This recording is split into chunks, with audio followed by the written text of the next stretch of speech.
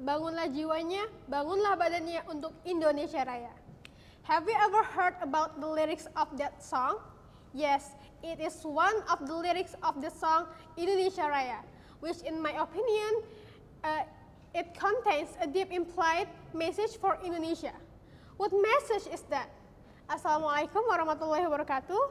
Honorable judges on Pemilihan Mahasiswa Berprestasi 2024. Ladies and gentlemen, I am Mellissa, majoring in Psychology, and I'm honored and humbled to stand here as the outstanding student of Gunadarma University, and I will deliver an informative speech about SDGs number 3, good health and well-being. As we know, mental resilience is something important and very necessary for human survival. The mental resilience of a nation can influence the national resilience. Without mental resilience, human life will experience decline and will also result in fragile national resilience. And if national resilience is fragile, the nation's ability to face the problem will decrease. In Indonesia, the issue of mental resilience is still widespread. But actually, what is mental resilience? According to Journal of Sports Science and Physical Education, mental resilience is determination and confidence of achieving goals. Meanwhile, national resilience is a concept used to overcome all challenges, threats, and obstacles experienced by a nation to fight for a national interest and survival. Based on this understanding, mental resilience and national resilience is interconnected with each other. The mental resilience of a nation will encourage people to have resilience in facing various challenges in achieving national resilience.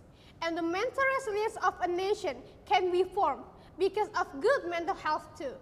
Therefore, we also need to look out the current mental health condition in Indonesia. And one of mental health crisis in Indonesia is mental disorder. According to law of Republic Indonesia number 18, 2014, mental disorders are conditions when a person experiences disturbance in thought, behavior, and feelings, which are manifested in the form of set of symptoms in behavior and cause suffering and obstacle in carrying out of their function as human beings. Based on the result of the Basic Health Research 2018, there are 450,000 people in Indonesia who have mental disorders, and the highest number of people that have mental disorder is on the DKI Jakarta province, that is 24.3%. Can you imagine what the condition of Indonesia will be like in the future if many of its residents still suffer from mental health disorder?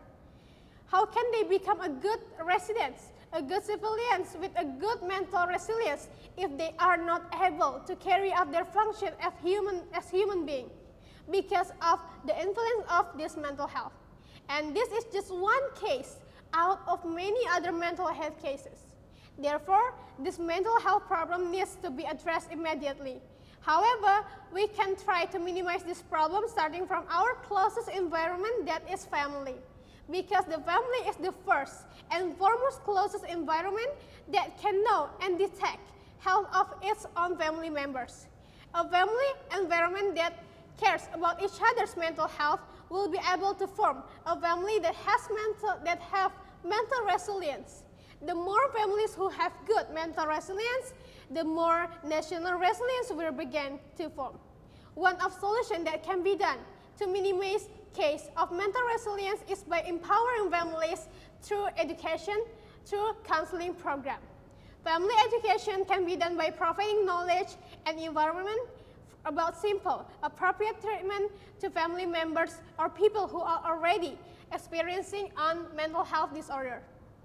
Therefore, the issue of mental health resilience is basic need for the millennial generation and Z generation who will be the leadership relay in the future. I am Mellissa. Thank you very much. Wassalamualaikum warahmatullahi wabarakatuh.